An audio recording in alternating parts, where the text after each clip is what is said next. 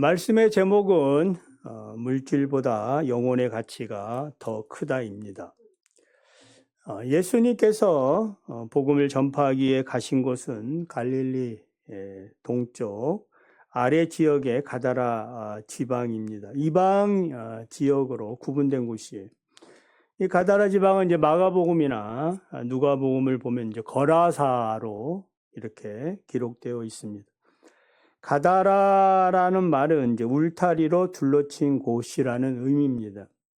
이곳에 귀신 들린 두 사람이 나오는데 이 두 사람은 마음의 울타리를 치고 사단에게 사로잡혀 고통을 당하고 있다라는 겁니다.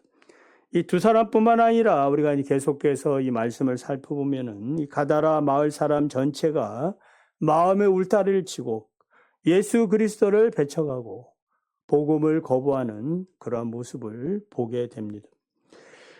마태복음에는 귀신 들린 자가 2명 나오지만 마가복음이나 누가복음에는 1명만 등장합니다. 같은 내용입니다.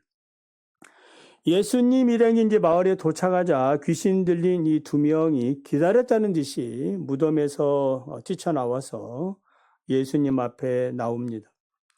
그들은 몹시 사나워서 사람들이 그 길로 지나갈 수 없을 정도였습니다.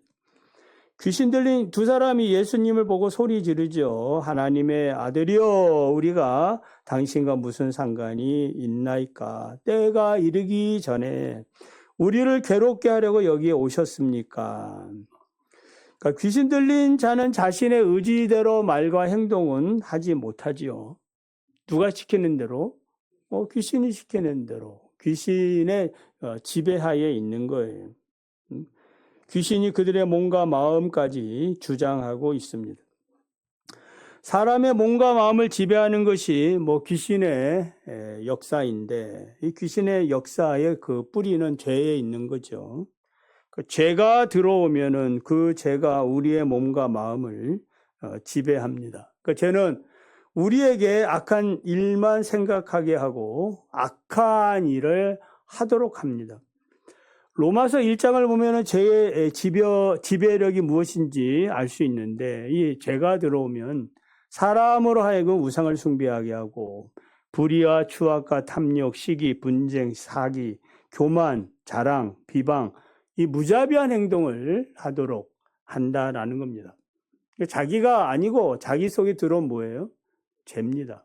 그게 이제 자기를 형성하게 되는 거죠. 성령으로 거듭나기 전에 인간의 악한 모습이에요. 바울은 로마서 7장 19절에서 21절에서 이런 말을 해요. 내가 원하는 바 선은 행하지 않고 도리어 원치 아니하는 악을 행하는도다. 만일 내가 원치 아니하는 그것을 하면, 그 악이죠. 그것을 하면 이를 행하는 자가 내가 아니요 내 속에 거하는 죄라 하면서 선을 행하기를 원하는 나에게는 악이 함께 있구나. 이런 이제 갈등의 고백들을 하고 있는 거예요. 그러니까 이러한 그 죄의 영향력이 우리의 모든 삶에 어떤 선택권을 줘서 그 선택에 의해서 잘못된 선택을 하면은 죄의 고통 가운데 살게 되는 겁니다. 그러므로 왜 우리가 성령을 받고 살아가야 하는지, 복음의 사람으로 살아가야 되는지, 팔복의 사람으로 살아가야 되는지 근본적인 이유를 우리가 알 수 있습니다. 성령으로 충만하시기를 원합니다.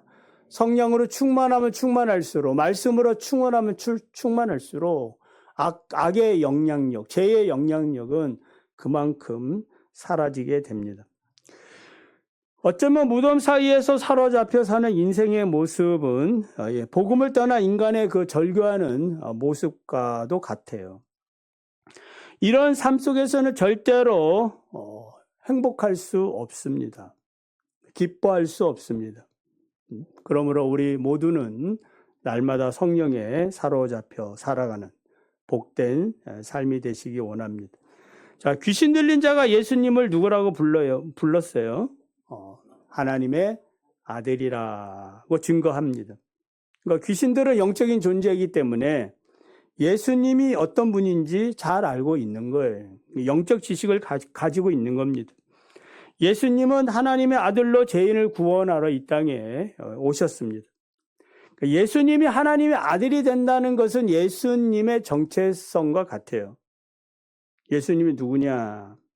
예수님 제자들에게 묻지요. 너희는 나를 누구라고 하느냐? 어떻게 생각하느냐? 베드로가 고백하죠. 잘 아시죠? 주는 그리스도시요 살아계신 하나님의 아들입니다. 예수님께서 이제 빌립이 예수님께 묻지요. 하나님을 보여주십시오. 그러니까 예수님 뭐라 그러세요? 나를 본 자가 하나님을 보았느니라. 나의 주 나의 하나님으로 날마다 우리는 고백하며 살아야 됩니다. 그러니까 귀신 들린 자가 하나님의 아들이여 우리가 당신과 무슨 상관이 있습니까? 이 말은 하나님의 아들께서 무슨 관계가 있어 여기 오셨고 또 우리에게 무엇을 원합니까? 이렇게 묻는 거예요. 예수님이 왜 오셨겠습니까? 귀신 들린 자, 그 귀신을 쫓아내고 그 영혼에게 자유함을 주기 위해서 오신 거예요. 이거 알면서 묻는 거죠. 그 자유함이 있는 겁니다. 그리고 귀신이 중요한 질문 하나 더 하는데 때가 이르기 전에 우리를 괴롭게 하려고 여기 오셨습니까? 그러니까 때가 이르기 전이란 어떤 의미예요? 그러니까 귀신은 영적인 존재라고 했지요. 영적인 이 시대를 알고 있어요. 때를 알고 있어요. 정확한 건 모르지만 이 귀신의 진술을 통해서 아는 것은 예수님의 때가 있는 거예요. 어떤 때겠어요? 종말론적으로 마지막 심판의 때가 온다라는 겁니다. 그러니까 예수님은 어떤 분이라는 거예요? 심판의 권세를 가지신 심판주라는 것을 말해주고 있어요.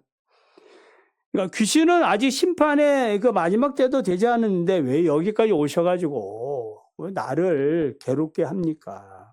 그러니까 자신도 지금 뭐 하는 거예요? 심판주 앞에서 고통스럽다고 지금 호소하고 있는 거예요.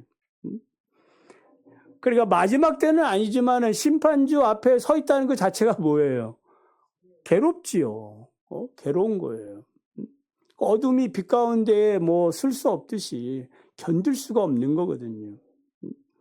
그래서 가급적이면 이 귀신은 빨리 이 예수님에게서 벗어나서 딴 데로 가고 싶었다 이 말이에요. 근데 마침 자기 눈에 뭐가 들어왔어요? 저 멀리 돼지떼가 눈에 보였어요. 그래서 예수님께 간구하지요. 만일 우리를 쫓아내시려면은 돼지떼에 들여보내 주십시오. 마가복음 5장 11절을 보면은 이 돼지의 수가 약 2,000마리라고 기록되어 있습니다. 큰 숫자지요. 그래서 예수님은 귀신의 요구대로 돼지떼에게로 들어가라.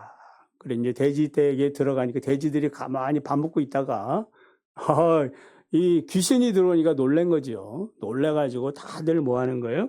비탈길로 내리다라 바다에 들어가 몰살하게 됐다라는 겁니다. 여러분 왜 귀신들이 돼지떼에 들어가기를 원했는가? 물론 이제 뭐 돼지가 부정한 뭐 짐승 중에 뭐 그 율법에 규정되어 있기는 하지만 뭐 그래서 그런 건 아니죠. 그 돼지떼가 있는 거예요. 소떼가 있으면 소떼에 들어가겠죠.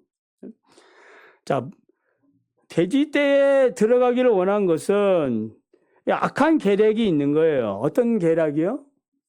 재산상의 손해를 입혀가지고 사람들로 하여금 예수님을 쫓아내도록 하려고 하는 그런 악한 의도가 있다 이 말이에요. 그러니까 예수님의 복음 사역을 방해하는 데 의도가 있어요. 그러니까 예수님은 이 사실을 알까요 모를까요? 알죠. 알면서 들어가라. 허용해 줍니다. 왜냐하면은 지금 무덤가에 있는 그 영혼이 돼지보다 더 귀하기 때문에, 그리고 자신이 배척을 받는 것보다 더 귀하기 때문에. 그리고 예수님이 지금 그 갈릴리 풍랑 목숨 걸고 또 건너오지 않았습니까? 누구를 위해서? 이 한 영혼을 구원하려고 예수님이 오신 거예요.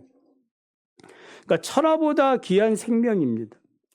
자, 돼지의 몰살을 지켜보던 사람들이 시내로 들어가 사람들에게 이 사실을 다 알리죠. 그러니까 시내 사람들이 단체로 이제 때를 이루어 이제 몰려와가지고 예수님께 항의합니다.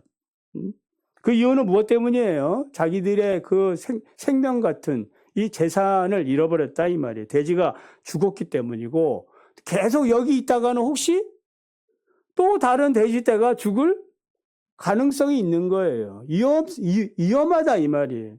그러니까 빨리 우리 남은 재산을 보호하기 위해서라도 빨리 떠나십시오. 참으로 어처구니 없고 안타까운 그런 모습을 볼 수 있습니다.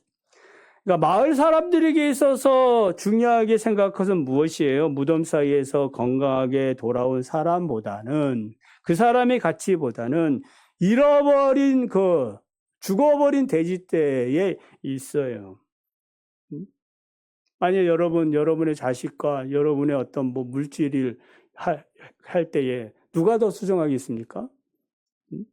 당연히 자식이 더 소중하겠죠. 근데 어떤 사람에게는 물질을 더 생명처럼 귀하게 여길 수도 있을 수 있어요. 그래서 마을 사람들, 그들은 귀신의 생각과 다를 바가 없습니다. 무슨 말이에요? 귀신들도 뭐라 그랬어요? 예수님이 하나님의 아들이심을 알고 우리와 당신과 무슨 상관이 있습니까? 하는 것처럼 이 가다라 사람들, 이 마을 사람들도 동일해요. 예수님이 하신 일에 대해서 감사합니다, 고맙습니다. 이렇게 하기는커녕 뭐예요? 우리가 당신과 무슨 상관이 있습니까? 더 이상 우리에게 손에 주지 마시고 빨리 떠나십시오라고 배척을 하고 있는 겁니다. 그러니까 가다라 사람들은 겉으로는 정상적인 생활을 하고 있는 것 같이 보이지만은 그들도 역시 회성을 지르고 고통 가운데 이렇게 사로잡혀 사는 건 아니지만은 여전히 사단의 그 지배 아래 있었다라는 겁니다. 그러니까 불신앙의 영 가운데 있는 거예요. 그러니까 본질상 진노의 그러한 사람으로 살고 있는 겁니다. 복음을 거부하고 예수님을 배척하는 악한 세대의 모습이에요. 여러분, 개구리를 이렇게 유명한 시험도 있지 않습니까? 그 개구리를 끓는 물에 집어넣으면 어떻게 되겠습니까? 바로 튀쳐나오지요. 끓는 물, 뜨거워 하면서 바로 튀쳐나옵니다. 근데 이제 개구리를 찬물에 집어넣고 서서히 온도를 올리면 어떻게 되겠어요? 따뜻하다. 따뜻하면서 결국 삶겨 죽는 겁니다. 그걸 의식하지 못하는 거예요. 무감각해진다 이 말입니다. 가다라 사람들의 영적인 상태가 그런 거예요. 어쩌면 우리의 영혼이 이런 상태일 수도 있어요. 괜찮다 하니까 기도 생활, 예배 생활, 말씀 생활, 전도 생활, 봉사 생활 이런 것에 대해서 점점 뭐 하는 거예요? 등한히 하고 그 열기가 식게 된다 이 말이에요. 자, 그래서 이 가다라 사람들 사단의 계략대로 영혼의 가치보다는 눈에 보이는 물질의 가치를 더 중요하게 생각하고 있었습니다. 우리 주변을 볼 때 이렇게 사는 사람들을 우리가 볼 수도 있지요. 겉으로는 정상인처럼 보이지만은 그 사람의 그 영혼은 병들어 있는 거예요. 사단에게 사로잡혀 있는 겁니다. 특히 만몬신에 사로잡혀 살고 있다. 예수님께서는 하나님과 재물을 겸하여 섬길 수 없다라고 말씀했지요. 믿으시면 아멘. 바울은 디모데후서 3장 1절 2절에서 말세의 징조에 대해서 이렇게 말합니다. 너는 이것을 알라. 말세에 고통하는 때가 이르리니 사람들이 자기를 사랑하며 돈을 사랑하며 자랑하며 교만하며 비방한다. 디모데전서 6장 10절에 돈을 사랑함이 일만하게 뿌리가 되나니 이것을 탐내는 자들은 미혹을 받아 믿음에서 떠나 많은 근심으로써 자기를 찔렀다. 그러니까 돈 때문에 이제 또 가족끼리 또 보험 사기도 있고 이런 엄청난 일들이 많지 않습니까? 이 돈을 사랑한 결과예요. 또 돈 때문에 또 서로 의절하고 그냥 그런 일들이 얼마나 있습니까? 그러니까 가다라 사람들은 한마디로 영혼보다는 돈을 더 사랑했어요. 오랜 세월 동안 무덤에서 고통 가운데 살다가 돌아온 영혼의 가치를 돈의 가치와 비교해서 우리가 손해인데 이렇게 계산한 거예요. 정말 어떤 것이 더 큰 손해입니까? 여러분도 한번 비교해 보시기 바랍니다. 계속 귀신 들린 상태로 사는 것과, 그래도 자기 주변에서 그렇게 살아가는 인생이 있고, 그 인생이 회복이 되어가지고 자기와 함께 공동체에서 같이 사는 거, 어느 것이 더 큰 가치가 있어요? 자, 그동안의 마을 사람들이 이 귀신 들린 사람 때문에 당한 육신적, 정신적 고통이 얼마나 컸겠어요. 그냥 단순 계산해 봐도 죽은 이 돼지떼보다 이 치유받은 이 사람의 가치가 더 크다는 생각을 저는 합니다. 여러분도 그렇다고 생각이 들어요. 그렇죠? 동의하십니까? 아니야. 그래도 물질이 더 귀하지. 그렇게 생각하십니까? 신앙의 그런 관점이 아닌 거죠. 마가복음 5장을 보면은 귀신 들린 사람의 힘을 억제하기 위해서 여러 번 고랑을 채웠고 쇠사슬을 메웠는데도 소용이 없었어요. 왜냐하면 귀신의 힘으로 고랑을 이제 끌어버리고 쇠사슬까지도 끊어버리고 밤낮 무덤 사이에서 괴성을 지르면서, 그러니까 주변에 있는 사람들 살 수 있어요, 없어요?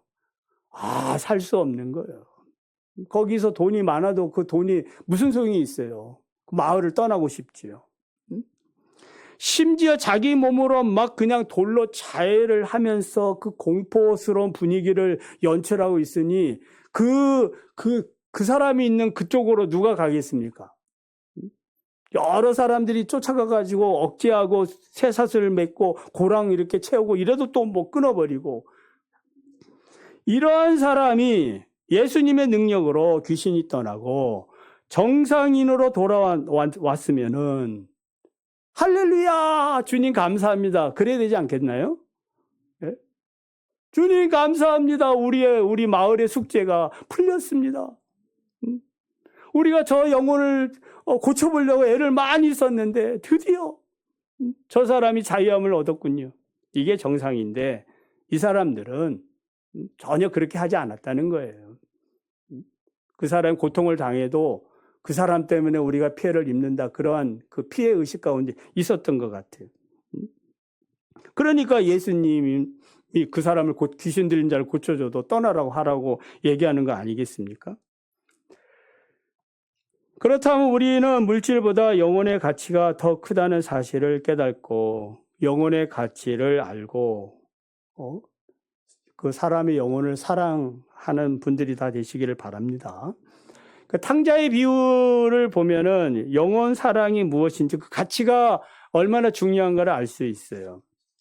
세상에서 방황하다가 집에 돌아온 이 탕자를 위해서 아버지는 제일 좋은 옷을 입히고 손에 가락지를 끼우고 발에 새신을 신겨주고 살찐 송아지를 끌어다가 잡고 먹고 즐기자, 내 아들이 죽었다가 살아났고 내가 잃었다가 다시 얻었도다 하면서 종들과 함께 이제 즐거워하고 있는데, 이 큰아들이 밭에 있다가 집에 돌아올 때 집에서 무슨 소리가 들리는 거예요. 풍악 소리가 들리고 춤추는 소리가 들리는 거예요.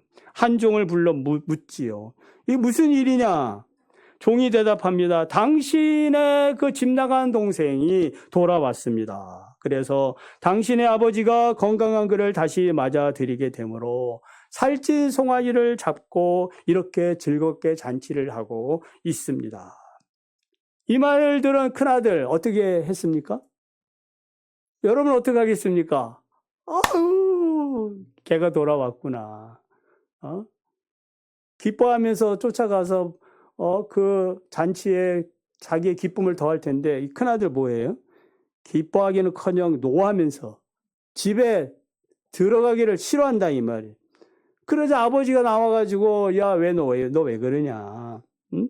네 동생이 살아 돌아왔는데 나와 함께 기뻐하자. 이렇게 권면을 합니다.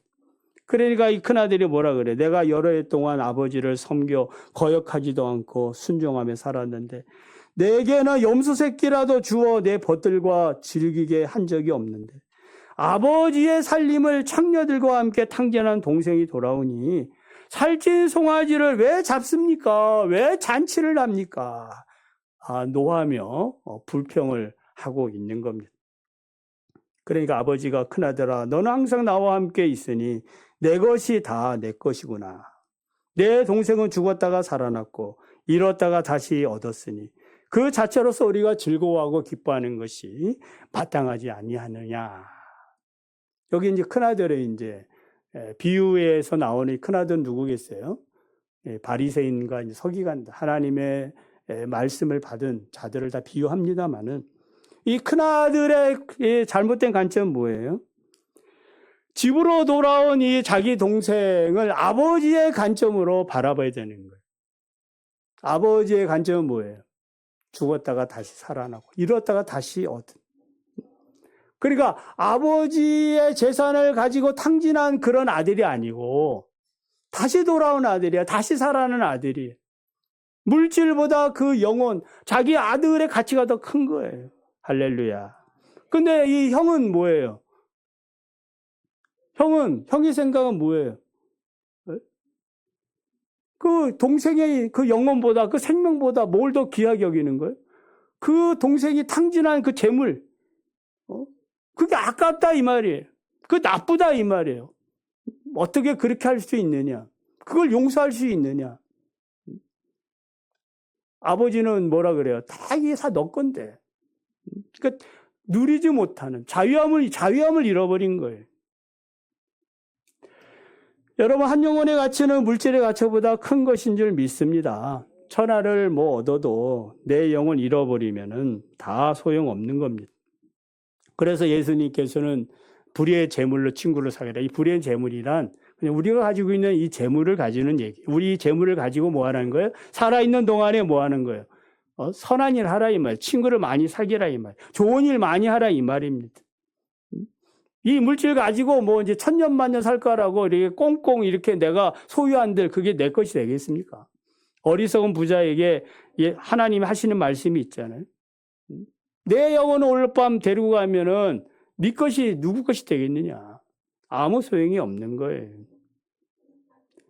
그래서 우리가 더 멋진 삶, 더 가치 있는 삶을 살아가는 거는 남을 대접하는 일이에요. 물질보다 그 영혼을 사랑하는 일에 우리의 모든 것들을 투자하는 일이에요. 그래 대접하는 것이 하나님을 사랑하고 이웃을 사랑하는 일이고 율법과 선지자의 강령이라고 말하지 않았습니까? 자, 그래서 우리는 가치 있는 삶, 물질의 목적이 아닌 사람 사랑이 목적 있는 그런 삶을 사시기를 원합니다. 그 신들러 이스트라는 영화를 보면은 그 유대인 한 사람을 더 구원하려고 애를 쓰는 그 신들러를 보지 않습니까? 우리의 그 영혼의 가치, 주님께서 우리를 구원해 주신 것 그 자체를 먼저 여러분 감사하시기 바랍니다. 내 영혼의 가치가 큰 거예요. 내 영혼이 가치가 크면은 다른 사람 영혼의 가치도 큰 거예요. 내가 감사하지 못하고 나를 사랑하지 못하고 나를 더 소중하게 여기지 못하는데 남을 어떻게 가치 있게 여기겠습니까? 먼저 내가 받은 주님으로부터 받은 은혜, 그 사랑이 크고 그리고 그 사랑을 힘입어 가지고 우리들도 내가 가지고 있는 것 가지고 또 영혼을 사랑하고 가족을 사랑하고 성도들을 사랑하고 이웃을 위해서 헌신하고 그렇게 섬기며 살아가시기를 간절히 원합니다.